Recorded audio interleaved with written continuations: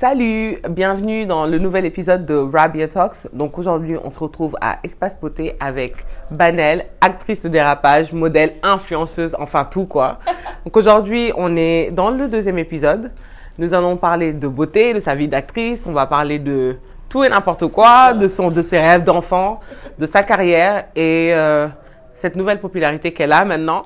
Comme vous le savez, comme d'habitude, on va commencer par le soin. Aujourd'hui, on va faire un soin du visage.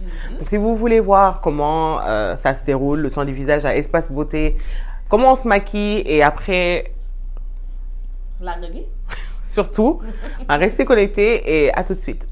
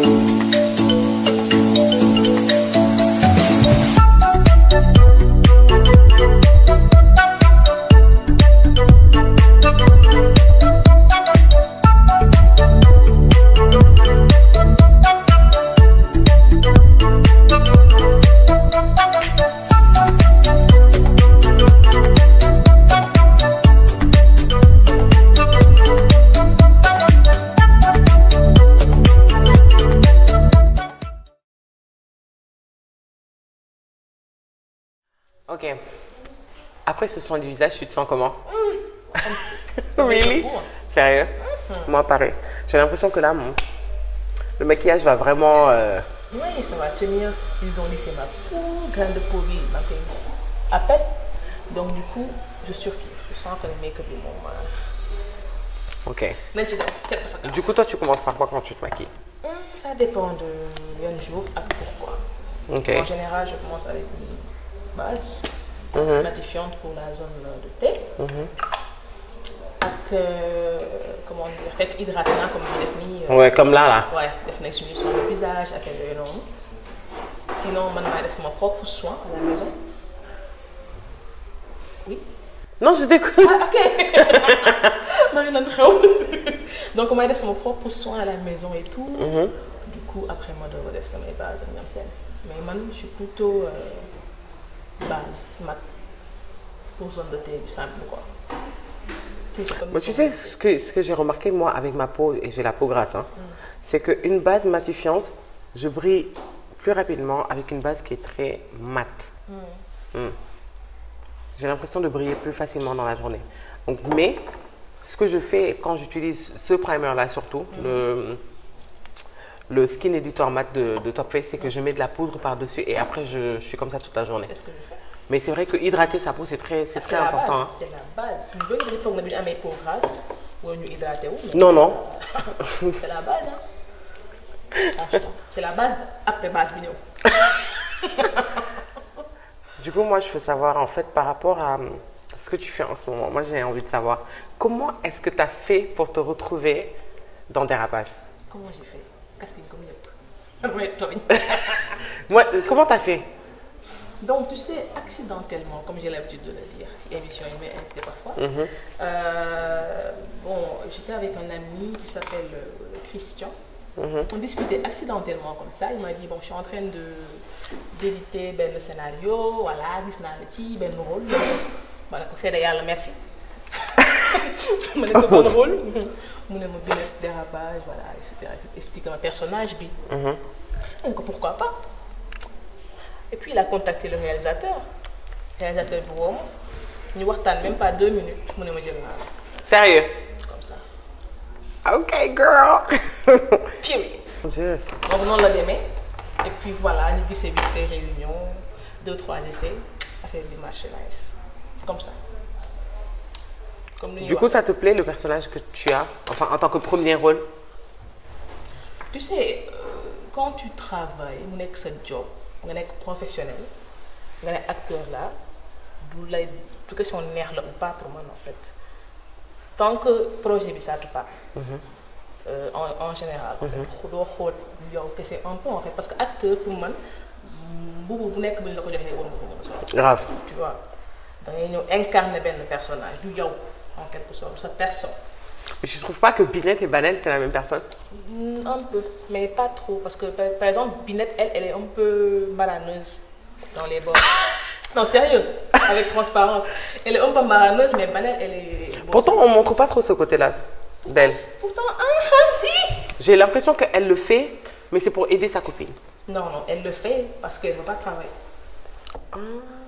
Elle est très matérialiste etc. Ok, ça c'est pas toi. C'est pas. Ouais. C'est le contraire de Banel mais côté fun être là pour ses amis sa famille etc. fofol beeg xam nga fu mu toog kenn ñëpp là c'est moi. Ouais. waaw côté boobu nduróo nañ ko loolu moo tax d'ailleurs bi ma waxtaanee ak réalisateur bi ci téléphone bi il a été jël naa la c'est bon. Mais ça c'est hyper cool. Wala ko merci. Mais aussi il y a un travail derrière. Juste fun parce que acteur c'est pas pour ñu bëri dañu foog ne dafa yomb en fait mais non. Est-ce que tu as des modèles en termes de acting au Sénégal, genre des acteurs qui sont des modèles ou des ouais. Modèle, je dirais pas modèle mais ñu ma peut-être influencé. Wala ñu ma li tax ma gën a bëgg nekk actrice en fait. Parce que avant. Et tu regardais déjà les séries avant de. Série théâtre plutôt. Ok. xam nga suñu Sénégal dama def benn affaire. ay lan ay Soleil Levant. Non même pas. ñoom Malick Ndiaye faral laa lay wax de wala Soleil Levant de yow wax leen ak kii non mais sérieux. kon yow da nga yàgg yow. Non c'est juste que je suis passionnée et bëgg naa di gëstu affaire yi fan la sokkee ko à la base. Ok. daa am fu mu jugee. Ok fu mu jugee foofu laay dem xooli. Ok gëstu wàcc ba ne kon nii la demee. c'est du travail. ma indi sama touche parce que li ma fi fekk quand même c'est pas mënuma copier. ñoom ñëpp mënuma leen copier. Moi je trouve quand même qu'avec ce qui se fait maintenant que les séries là surtout Dérapage méritent d'être sur Netflix. Pourquoi? Non mais c'est vrai. Je regarde en ce moment, je regarde des séries, une série sénégalaise en particulier, Saro et Mangane. Wow. Et je trouve que ça me rappelle un peu, enfin c'est pas la même histoire que Dérapage, hein, mais niveau qualité d'image, son et tout ça, je trouve que ça mérite d'être sur Netflix, vraiment Dérapage. J'aimerais juste, s'il y a une saison 2, voir un peu plus de ta vie privée. Enfin, de la vie privée de Binette. De Binette ou Banel? De Binette. Ok, Binette. Ouais. De Banel aussi si tu veux, hein, mais... Binette, ok, Binette. Oui, j'aimerais bien, parce que en fait tout est un peu centré sur... Habillé Bachir. Oui, exact. Mais tu sais, fait qu'il y a eu suivre depuis le début, dernier épisode, on a tout fait. Oui, dans le dernier, je me suis rendu compte que même sa sœur, on a filmé sa belle-mère, et là, oui, ça j'ai bien aimé par contre. Non, bul foog ne nag parce que série yëpp booy xool première saison yi en général noonu lay demee yu ñëw expliquer benn histoire pour focus pour wane ne lii mooy base. Après développement yi ça va venir après avec le temps mais t'inquiète pas je pense que boo xoolee deuxième saison yi bande annonce bi sur YouTube di nga gis. La bande annonce est déjà sortie. Génn na waaye waaye porté plainte. Non mais je savais pas. Génn na. Et je sais que ça fait pas longtemps que tu es dans l'industrie du cinéma, mais est-ce qu'il y a des choses que tu aimes ou que tu n'aimes pas dans le cinéma, enfin pas dans le cinéma, mais dans l'industrie en elle-même? Ouais. Su ma doon wax loolu en fait c'est parce que vu que maa ngi doog a door je viens de commencer. Je peux pas te dire que ni lii neex na ma lii neexul. Je viens de dugg bébé laaj tu vois. Donc man su ma doon wax peut-être ci showbiz bi en général lay wax vu que c'est la màgg moo ma ngénte en quelque sorte je sais pas si tu sais mais vu que mon père c'est un musicien. Ah je savais pas ça. Si il a travaillé avec Youssou Ndour, Ismaël Lo. Il est musicien? Plein d'autres artistes oui. Mais c'est pour ça que tu parlais tout à l'heure de. Batterie. Oui. Oui je joue de la batterie aussi parce que à la base loolu laa waroon nekk batteuse. Mais non. Sérieux? Je sais pas, mais je te vois, hein. Je te vois vraiment en tant que rocker, là. Je te vois. À la base, je suis comme ça. Avec des tatouages et tout. Je te vois bien, hein. Ah non, quand même pas. Non, je te jure, je te vois bien. C'est gentil. Mais je veux dire, c'est comme que c'est la mode et que j'ai vu pas mal de... Parce que par exemple, mon père, lui, boy xool bu doon États-Unis ou la France.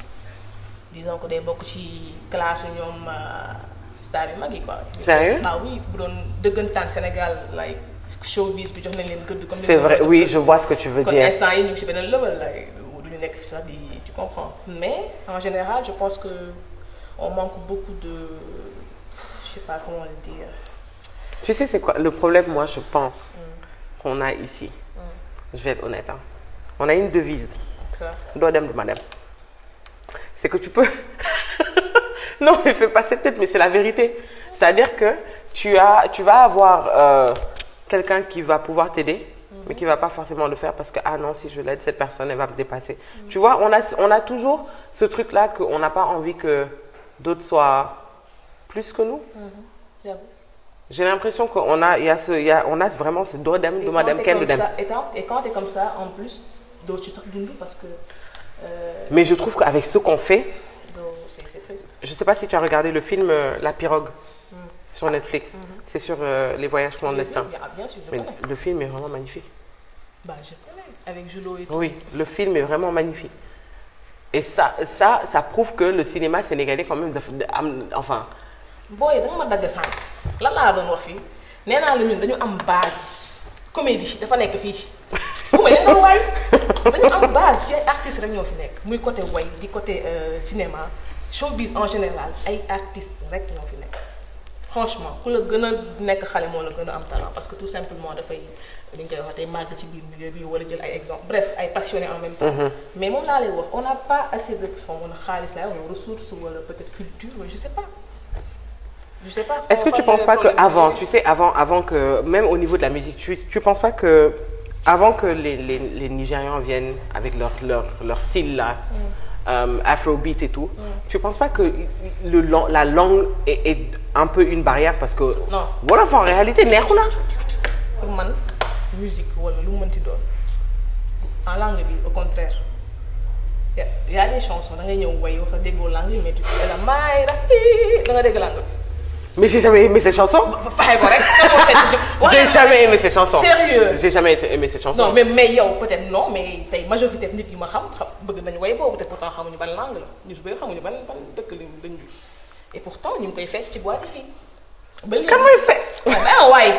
bien naa jëlu ko ak ti ay. man damaa bëgg xam ban boîte nga dem ba ñu teg maye yaay yi dama seede fii. damaa bëgg xam ban boîte nga dem ba ñu teg maye yaay. Mais bien sûr. Girl, bye. Ay remix, t'es ouf toi. Moi je sais pas dans quelle boîte tu vas mais on va pas dans les mêmes coins. Mais yow kon yow mooy loolu mais je parle pas de maintenant mais je dis à la base. Mën naa wax yeneen way bu la neexee. Non mais je comprends ce que tu veux dire. Voilà, exemple la woon en fait. Comme les chansons des Nigérians du coup que les gens chantent et ne comprennent pas. Voilà. Parce que ñoom seen ay folklore lañu jël seen musique de base. Ok. ñun bu ñu doon def loolu tey di kenn ñu raw. Musique de base dafa am. Bah oui, gëm sa bopp. Donc am na ñu koy commencer def nag je vois ça quand même ci génération bi. Ñu commencer di comprendre système. Et magnifique la ñuy def franchement ñu leen di. Grave hein. Nominé ba ay traces et cetera donc ça veut dire que mu ngi dem quoi. Mais oui je vois ça. Génération bi comment xam nga moom laa lay wax ñun ñoo mën a xam yan erreur yu suñu parents yi def ñun ñoo def maanaam gën a bosser là-dessus ba nga xamante ne ñu def même erreur. C'est vrai en fait les parents mettent la barre là il faut mettre plus haut à chaque fois vrai, à chaque génération. Peut-être nekkoon nañu ay kàngam star ba léegi sax. Mais ñun en tant que génération bu bees mën nañ ñëw innover. Donc en couleur de transition j'ai utilisé Tentu Mao. Sama domaine nga ma fekk yow xamoo sax lu ngay def.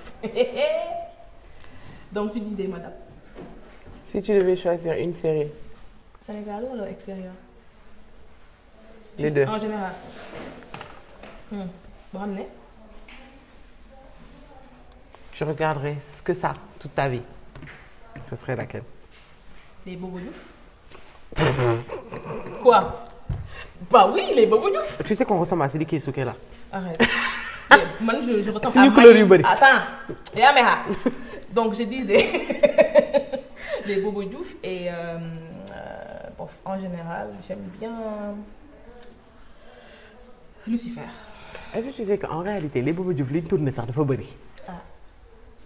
Tu peux regarder man ba léegi maa ngi koy seetaan toute une année ba léegi maa ngi koy sans pour autant regarder. ba léegi mën naa la génne sama téléphone nga xool samay stories YouTube ba léegi maa ngi koy seetaan donc je dirais les Bobo Diouf bon série moom bëri na yu ma seetaan quand même mais laay ñëw sama bopp laay. Lucifer.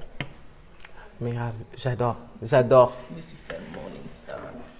Quand tu regardes les séries sénégalaises, est-ce qu'il y a une série en particulier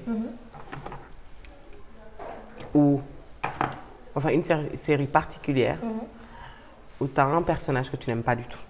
Pas la personne, hein. J'ai bien dit le personnage parce que j'ai l'impression qu'aussi des fois on a du mal à dissocier la personne du personnage. Bien sûr qu'on a dissocier. Non, pas toi. Si. Les gens qui regardent ont du mal. Je précise que j'aime pas du tout. Personnage. Regarde dans les méchants. Je regarde même pas en tant que téléspectatrice, je regarde en tant qu'actrice du coup. Ok, donc un que tu aimes vraiment. Que j'aime vraiment en tant qu'acteur. Wala personnage bi. Oui. En tant que. Franchement.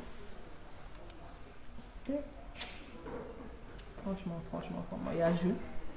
Grave. Golden. Ouais. Mais lui déjà, le charisme qu'il a, c'est notre Idriss Elba. Mais c'est vrai, hein? C'est vrai. Je le dis, oh, il est fort. Moi, je suis Idriss Elba. Donc, je dirais, James, qui est Golden. Oui, je l'adore. Mais parce que c'est vrai que si tu dis Julo, personne... Julo, xamuñu loolu tout dëggantaan pour ñu ko xamul. Mais James, si Golden, je l'adore. Ok. Moi, j'ai fini de faire mes yeux. Je vais passer au parce teint. que yow yaay wax di poser question di kii man may raaj. Pourtant, je suis en train de parler, hein. Mais je vais passer au teint. Oui. En fait, le teint, c'est le truc le plus simple pour moi. Parce que j'ai toujours la même routine. Pareil pour moi. Man, tout le temps, bët lay commencer. Ouais. Sourcil lay commencer. Mais là, déjà, j'adore Sen Concealer Top Face. T'as vu? C'est pour ça que je t'ai dit d'utiliser. Franchement, je pense que teinte 8 là. Donc, Top Face in style.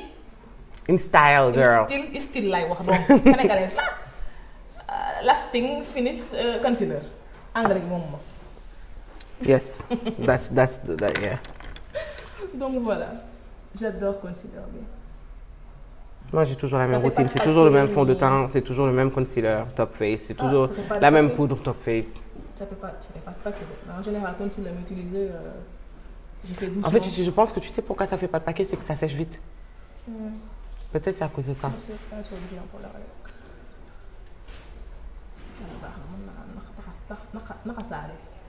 Parce que j'ai un problème par contre. Si je miinule ay pinceau, dama raciste. Mes propres produits man laa. Je comprends. Non, mais je comprends. Hein. Par contre, moi, je peux me maquiller avec tout et n'importe quoi. C'est ça. Man, il faut que moi ait mes propres pinceaux, je me maîtrise quoi. Mais là, c'est bon. Maquillage, je me yombalal. Face là, je me yombalal. Dina baax. En tout cas, c'est mon domaine. J'adore le make-up en soi. Je pense que on dirait que tu es venu dans la bonne émission. Moi, je suis là. Donc, c'est mon domaine. Donc voilà. Ok.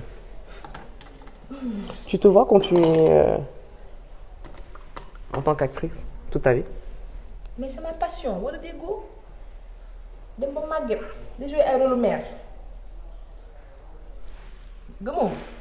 Di jouer ay rôle mère. Maam Boy. Nga jouer ay Maam Boy. Waaw.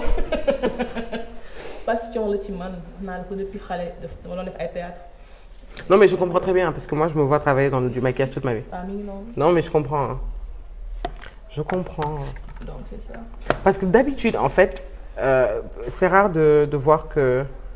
De rencontrer quelqu'un qui est en train de...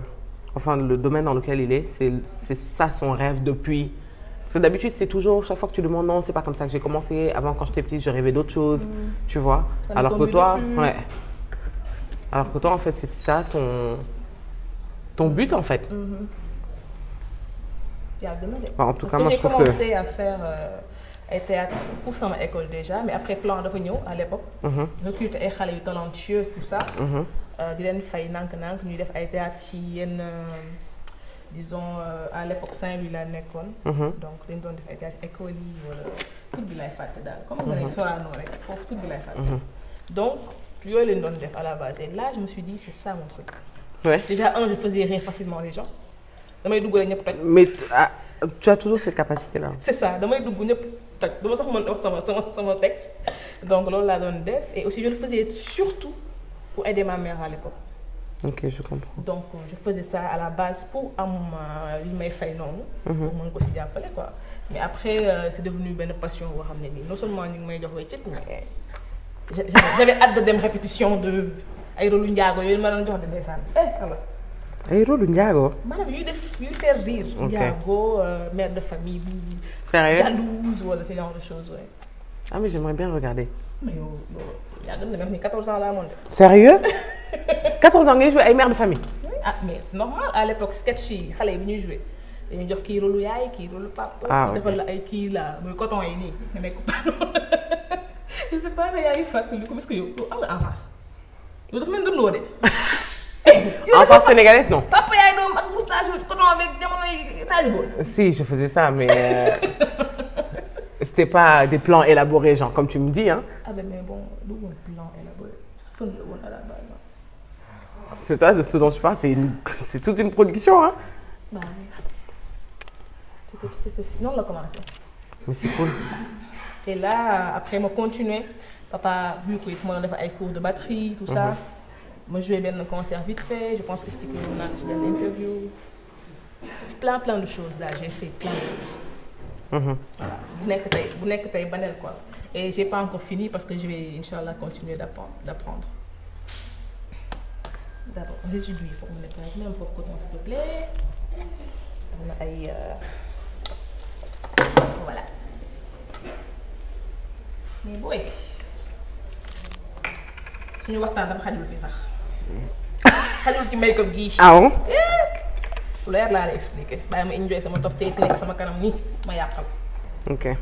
Moi aussi en fait moi je mélange mon fond de teint et ce concealer. Non. Sa base. Oui. Ok. Passe-moi la base là. Oui, là. la crème. C'est une crème matifiante de chez Etar Cosmétiques. Ah. C'est sénégalais hein. Da ngay wax rek. Oui, c'est sénégalais, c'est fait à Paris par une jeune dame qui est hyper quoi? cool. Mais c'est nouveau hein, c'est nouveau. Parce que lii moo ma neex si yow avec toi on découvre plein de choses. Ouais, grave. La première fois qu'on s'est rencontrés, t'as découvert? J'ai découvert Top Face. Face, ouais. moo tax bi nga ma nee Top Face rek partenaire ma ne ko damay ñëw. hésité wu ma sax. Du coup, ouais, la première fois, tu as découvert. Mais moi, en fait, tu sais, quand j'ai commencé ma chaîne YouTube, pour moi, c'était un défi pour moi, au moins, d'utiliser une marque qui est black owned. Ok. Et donc, quand je trouve des marques que je peux utiliser qui sont Senegalese owned, qui sont faites et créées et détenues par des Sénégalais, en fait, ça me donne encore plus de motivation pour les utiliser et soutenir les projets parce que je trouve qu'on n'est pas. Enfin, il n'y en a pas assez, quoi. C'est pas tous les jours que tu vois. lu mu am doyul daal. Et ouais, exact. waaw dañ ko soxla sax. Du coup, c'est un défi pour moi. Au moins, il n'y a pas une seule fois où je vais faire une vidéo et je n'utilise pas un produit qui est fait. Enfin, où le propriétaire est noir. J'ai toujours fait ça, black owned. J'ai toujours utilisé des produits black owned. Et puis c'est bon man yàkkamti woon naa egg phase bi. Ah oui? Moi pareil. Concealer au top face. bii yëpp la. Je te dis, moi, je me maquille pas sans. Des fois, c'est le fond de teint que j'ai utilisé, c'est celui-là que j'utilise en tant que concealer. Comme le mien est fini, parce qu'en fait, je sais pas combien de concealer j'ai fini. Tout à l'heure, j'ai ouvert mes poudres, tu vas voir. Mes poudres sont. Ouvre en fond de teint bi en même temps am na effet glow bi, c'est bizarre. Et en plus, tu en as mis un peu, hein. Tout laa def et pourtant xam nga ma couvrir presque lépp concealer bi laay gën a liggéey nag donc bii lañ ko testé. Donc voilà, madame. En général, j'ai pas tout dit, mais loolu daal pour résumer moom indi ba fii. Ouais. Voilà, mais il y a tellement de choses. Comment est-ce que tu gères cette nouvelle popularité? Comment je le gère? Bon, tu sais, en ayant la tête sur les épaules, c'est très important. On te reconnaît? Partout. Déjà, mon avec sama copine bi nee na ma maa ngi lay suivre TikTok. So. Sérieux? Ouais. Donc oui, mais à part ça, on me reconnaît plus partout, même si marché yi damay def masque pour ndugg. ñoo ne ma sama copine. Moi, tu sais c'est quoi mon problème? Moi, je me dis, oh, comme daf ma jaawale xaaral ma mel ni ko déggul, tu vois. jàpp sama ñàmbur. Peut-être. Ok, là c'est bon. Tu sais moi c'est quoi mon problème? Tu ressembles trop à quelqu'un que je connais. Ah oui? Je ressemble à Ayam Rabia. Et ça fait mal. Non, mais sérieusement. Ça fait mal parce que tu te dis, en fait, ça veut dire qu'en réalité, je suis pas comme sur les photos. Mais de toute façon, je le dis tout le temps, hein, Instagram, c'est pas mon vrai visage. Hein. Ça, c'est mon vrai visage là. En vidéo, c'est mon vrai visage. Mais Instagram, les photos, les filtres et tout, c'est pas mon vrai visage. Donc, comment Guisnema? Yo, tu ressembles trop à quelqu'un que je suis. Non, moi, je pense pas. Franchement, je trouve pas. Ou bien, on me dit, ah, mais tu ressembles trop à quelqu'un que je connais et tout, Enera. Et tu mais regarde le NRA, par contre. Hein. Sérieusement. Qu'est-ce que vous avez, vous tous là? C'est seul. Ouais. Hein? Ok. So. Yo, make-up, fan la la dikkee. Yow ban âge nga commencé def make-up déjà?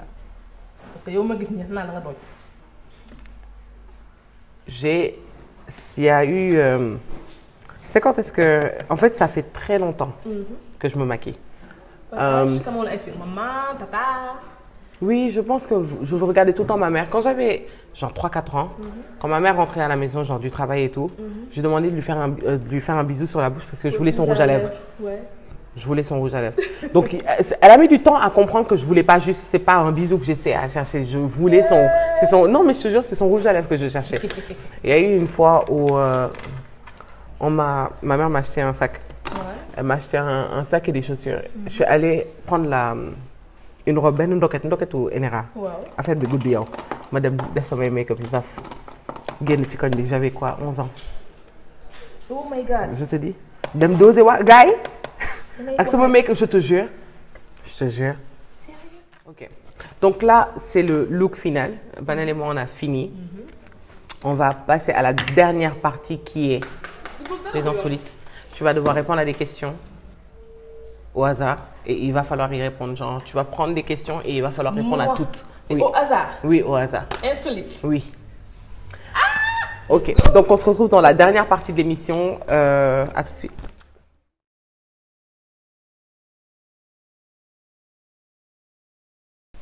Alors, Banel, là, c'est le moment pour les insolites. Oh. Il va falloir que tu choisisses 5 de ces questions au hasard. 5 quand même. 5. Ok. Et tu vas devoir y répondre. T'inquiète, c'est pas difficile, mais... On ne sait jamais avec toi. Hein. C'est pas difficile. Ah ouais. Question insolite. By Rabia Talks. Alors, tu préfères avoir la capacité de lire dans les pensées d'autres personnes ou de te téléporter vers n'importe quel endroit du monde? Je pense que je préfère me téléporter. Sérieux? Oui, parce que j'ai pas besoin de savoir ni qui nous parle pas en fait. Non, moi j'ai besoin de savoir ce que les gens pensent. Non, moi j'ai pas besoin de savoir, je m'en fous. Sérieux? Sérieux.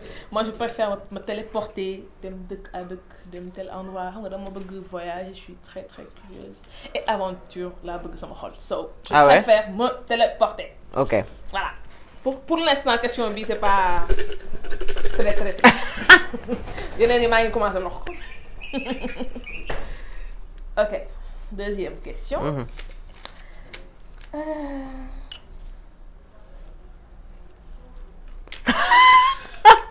C'est comme une question, non, mais attends. Lii dama koy mélanger sax parce que instant bi moom.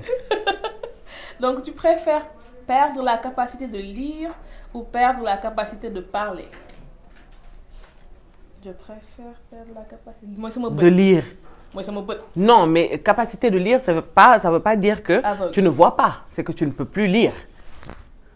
Ou de parler. Ouais. Je préfère perdre la capacité de lire. Parce que moi, ça m'a adonné daal. Moi, ça m'a adonné.